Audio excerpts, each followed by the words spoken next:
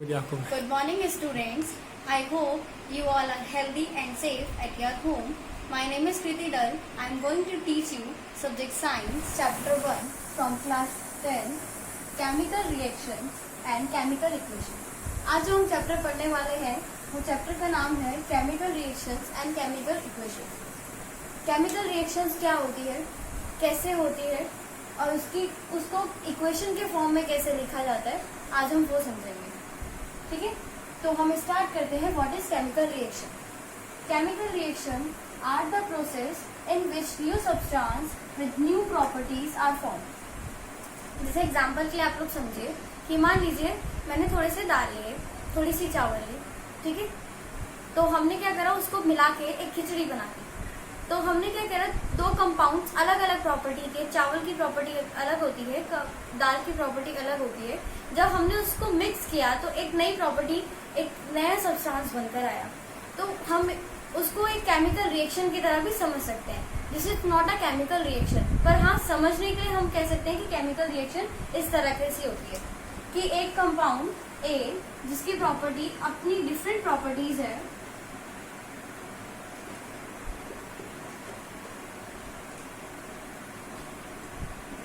ठीक है, दूसरा जो वो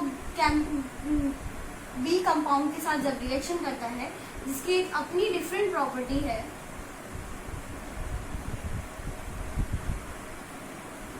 जब वो एक नया न्यू सब्सटेंस बनाता है सी, तो इसकी एक अपनी डिफरेंट प्रॉपर्टीज होती है.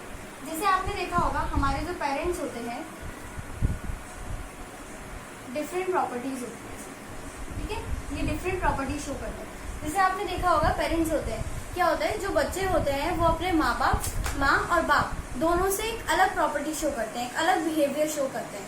इसी तरह केमिकल रिएक्शन में भी होता है. केमिकल रिएक्शन में क्या होता है, एक नया सब्सटेंस फॉर्म होता है विद न्यू प्रॉपर्टीज. एक नया सब्सटेंस बन रहा है नई प्रॉपर्टीज के साथ. मतलब उसमें ना ही तो इस सी में ना ही तो ए की प्रॉपर्टीज होगी ना ही बी की प्रॉपर्टीज होगी, इसकी एक अपनी डिफरेंट प्रॉपर्टीज होगी. ऐसी रिएक्शंस को, ऐसे चेंजेस को हम कहते हैं केमिकल रिएक्शंस. ठीक है, नेक्स्ट टॉपिक हम इसमें पढ़ रहे हैं कि केमिकल रिएक्शंस होती कैसे.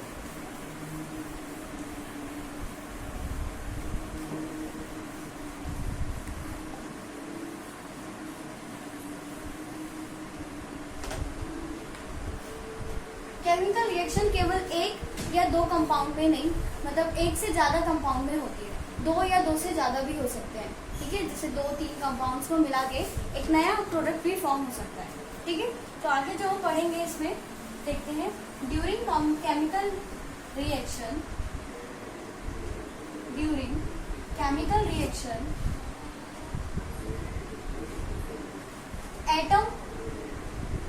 एटम के बारे में आपने पिछली प्रीवियस क्लासेस में पढ़ा होगा कि जो मैटर का फंडामेंटल पार्ट होता है वो क्या होता है, हमारा atom. Of change into those of another element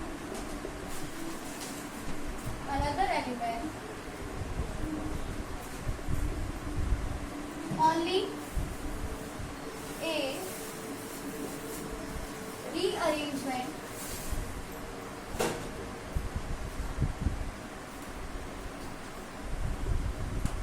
rearrangement of atom takes place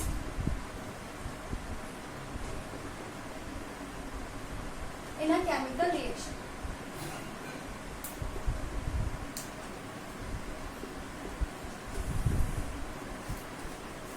अब इस पॉइंट को समझिए. Reaction atom of change into those another elements, only a rearrangement of atoms take place in a chemical reactions.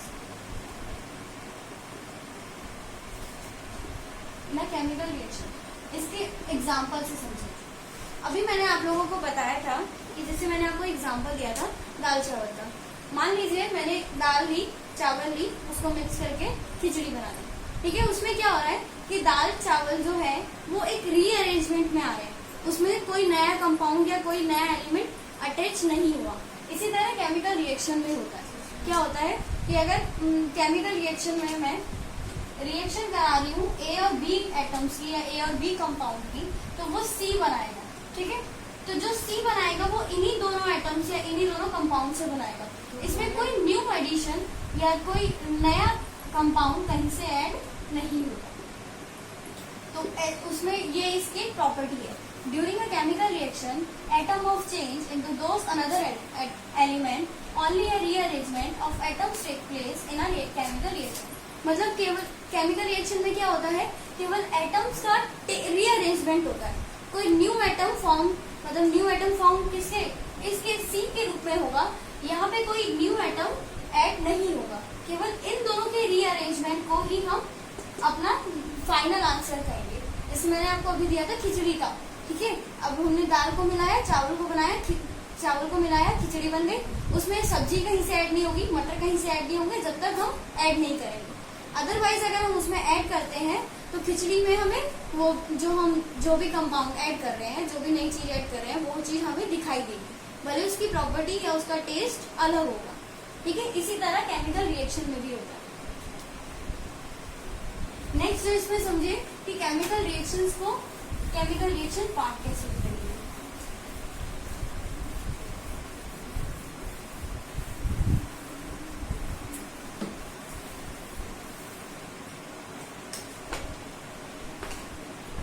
अभी मैंने आपको एक topic और बताती हूँ, केमिकल इक्वेशन। केमिकल इक्वेशन क्या होता है, जब हम when, what is chemical equation.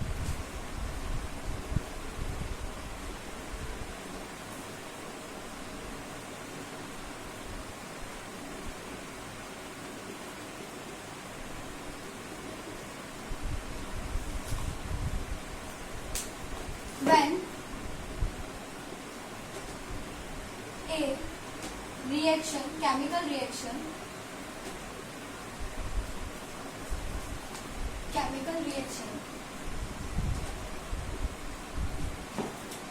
present in symbolic form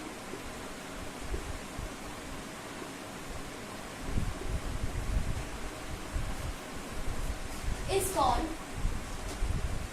chemical equation, is called chemical equation। Chemical equation होता क्या, जैसे आपने पिछले प्रीवियस क्लासेस में भी पढ़ा होगा कि हाइड्रोजन के दो मॉलिक्यूल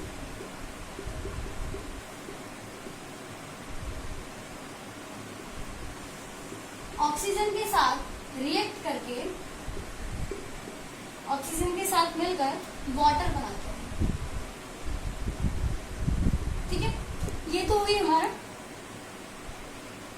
हाइड्रोजन के दो मॉलिक्यूल ऑक्सीजन के साथ रिएक्ट करके वाटर बनाते हैं। ये तो हुई हमारी केमिकल रिएक्शन की, केमिकल रिएक्शन हो रहे हैं, दो हाइड्रोजन जुड़ रहे हैं और दो हाइड्रोजन एक ऑक्सीजन के साथ जुड़ रहे हैं और वाटर बना रहे हैं। अब मैं अगर इसको केमिकल इक्वेशन के फॉर्म में लिखूंगी तो मुझे इनके सिंबल्स पता होने चाहिए। हाइड्रोजन का जो सिंबल होता है वो होता है H, ठीक है। ऑक्सीजन का जो सिंबल होता है वो होता है O। तो दो हाइड्रोजन के एटम एक ऑक्सीजन के साथ रिएक्ट करकर, दो हाइड्रोजन के एटम एक ऑक्सीजन के साथ रिएक्ट करके वाटर बनाते हैं।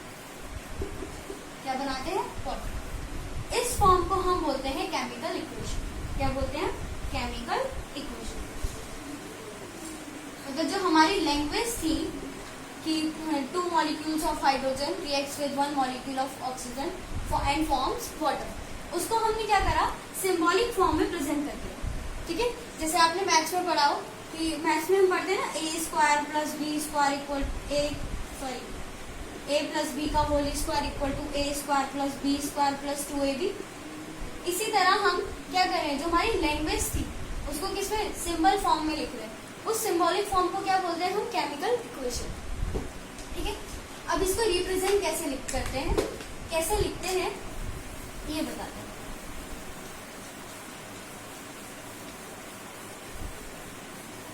केमिकल इक्वेशन को लिखा कैसे जाता है,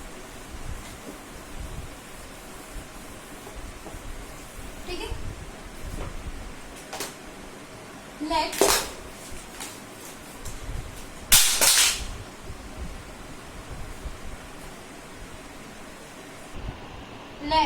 a compound A and a compound B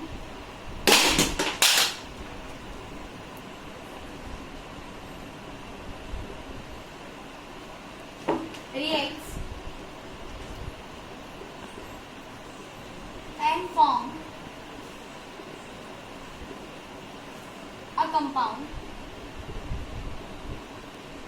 C. One. मान लीजिए एक कंपाउंड A है, वो कंपाउंड B के साथ रिएक्ट करके कंपाउंड C बनाए। अब हम इसको इक्वेशन फॉर्म में लिखेंगे। तो इक्वेशन फॉर्म में कैसे लिखते हैं? जो हमारा लेफ्ट हैंड साइड है, यहाँ पे वो कंपाउंड्स आते हैं जो रिएक्शन करते हैं, ठीक है, जो रिएक्शन में पार्ट करते हैं, ए और बी। जो हमारा राइट हैंड साइड है, यहाँ पे वो कंपाउंड आता है जो न्यू फॉर्म हो रहा है, ठीक है, न्यू कंपाउंड। कौन सा कंपाउंड आता है? न्यू कंपाउंड, जो इन रिएक्शन से, इस रिएक्शन से बन रहा है।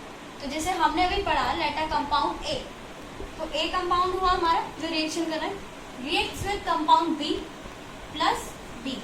जो दो अलग अलग कंपाउंड होते हैं, इनके बीच में प्लस का साइन आता है। इसका साइन आता है प्लस का, ठीक है।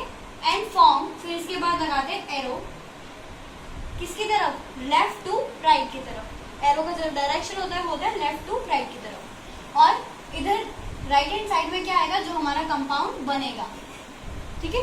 इसको क्या बोलते हैं हम? जो हमारे रिएक्ट करते हैं, जो रिएक्शन में पार्ट लेते हैं, ठीक है, इनको बोलते हैं हम रिएक्टेंट्स। क्या बोलते हैं? रिएक्टेंट्स। और जो बनता है, जो न्यू कंपाउंड फॉर्म होता है, इसको बोलते हैं हम प्रोडक्ट्स। तो ऐसे हम केमिकल इक्वेशन फॉर्म करते हैं, ठीक है। हमने लैंग्वेज में लिखा कि let a compound A and compound B reacts and form a compound C, कि एक कंपाउंड ए और एक कंपाउंड बी रिएक्ट कर रहा है और एक नया कंपाउंड बना रहा है सी। तो अभी मैंने आपको बताया, जितने भी जो भी कंपाउंड रिएक्शन में पार्ट कर रहे हैं, मतलब जिनसे रिएक्शन हो रही है, वो कहाँ लिखेंगे हम? Left hand side. और जो भी नया कंपाउंड बन रहा है, वो हम लिखते हैं राइट हैंड साइड। अब जैसे मैंने पढ़ा कि जो ए है वो रिएक्शन कर रहा है किसके साथ? बी के साथ। ये दो अलग अलग कंपाउंड है, तो इनके बीच में हम प्लस का साइन लगाएंगे। और फिर वो जो हमारा न्यू फॉर्म जो कंपाउंड हुआ, उसको लिखने से पहले बीच में एक एरो आता है, और एरो की डायरेक्शन होती है लेफ्ट टू राइट, ठीक है। और फिर जो हमारा न्यू जो कंपाउंड बना, उसको हम राइट हैंड साइड पे लिख देते हैं। वो एक से ज्यादा भी हो सकते हैं, जरूरी नहीं है एक हो। ऐसा हो सकता है कि ए प्लस बी बन के सी प्लस डी बना रहा हो, दो नए कंपाउंड बना रहा हो, ठीक है। और जो हमारे रिएक्शन में जो पार्ट लेते हैं, रिएक्टेंट जो रिएक्शन में पार्ट लेते हैं, उसको हम बोलते हैं रिएक्टेंट। और जो नया कंपाउंड जो फॉर्म होता है, उसको बोलते हैं प्रोडक्ट्स। मैंने आपको बताया, चाहे रिएक्शन में कितनी भी चीजें पार्ट ले, मतलब ए बी सी डी, कितना भी कोई भी पार्ट ले, तो हम केवल जो राइट साइड में, मतलब जो हमें मतलब है, वो किससे है? केवल रिएक्टेंट और प्रोडक्ट। किससे? Reactant and product,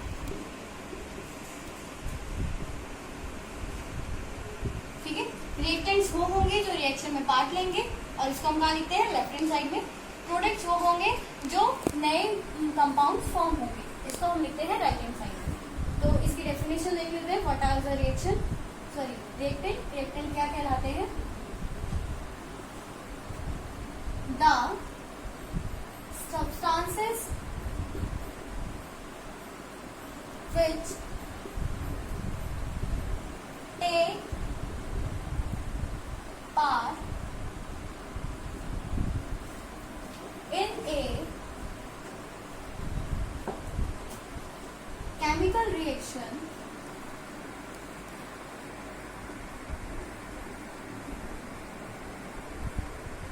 is called reactants. होते हैं? ऐसे सब्सटेंसेस जो केमिकल रिएक्शन में पार्ट कर रहे हैं, हिस्सा ले रहे हैं, उनको हम क्या कहेंगे? Reactants. The substance which take part in a chemical reaction is called reactant. जैसे अगर जो हमने जो एग्जांपल लिया तो इसमें रिएक्टेंट्स क्या हो गए? कंपाउंड ए और कंपाउंड बी, ठीक है। और इनको लिखेंगे कैसे? दोनों अलग अलग अगर कंपाउंड है तो इसके बीच में हम प्लस का साइन लगाएंगे, ठीक है। ये क्या हो गए? हमारे रिएक्टेंट्स, ठीक। और नेक्स्ट जो है हमारा प्रोडक्ट्स क्या होते हैं, इसको कहाँ लिखते हैं हम? लेफ्ट हैंड, रिटन राइट, यहाँ पे स्टार पॉइंट बना के लिख लीजिए। रिएक्टेंट are always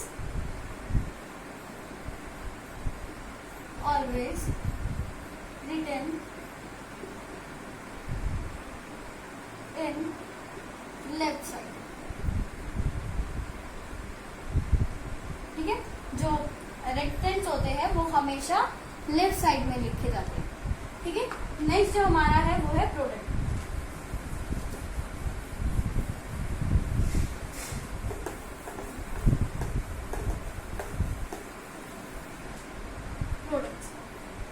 प्रोडक्ट्स वो कंपाउंड्स होते हैं, प्रोडक्ट्स वो सब्सटेंसेस है जो रिएक्शन से नया बना है, ठीक है। जो न्यू फॉर्म कंपाउंड्स है उसको हम क्या कहते हैं? Products. The new substance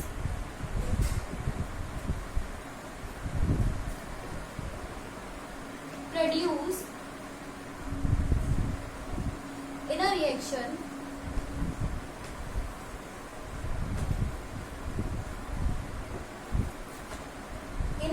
result of reaction, जो हमें रिएक्शन के रिजल्ट से मिला ना, result of reaction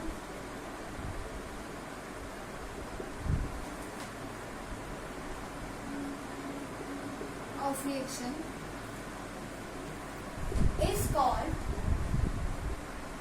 product. Product क्या है? जो हमें रिएक्शन के रिजल्ट से मिला, न्यू फॉर्म जो सब्सटेंस था वो कहलाता है प्रोडक्ट, ठीक है। जैसे यहाँ पे प्रोडक्ट क्या था? सी, और इसको हम क्या लिखेंगे? इसको हमेशा हम left hand side, right hand side में लिखेंगे, ठीक है। तो प्रोडक्ट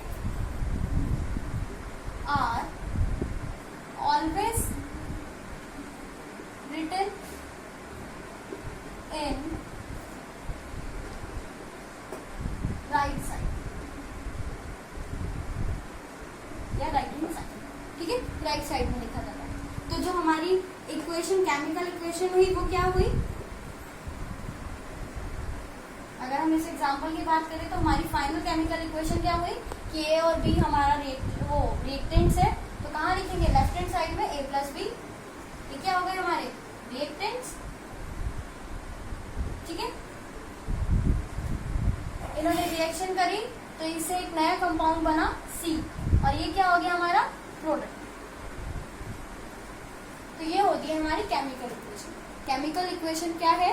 जो हम लैंग्वेज में जो लिख रहे हैं उस केमिकल रिएक्शंस को सिंबॉलिक फॉर्म में प्रेजेंट करना क्या कहलाता है? Chemical equation.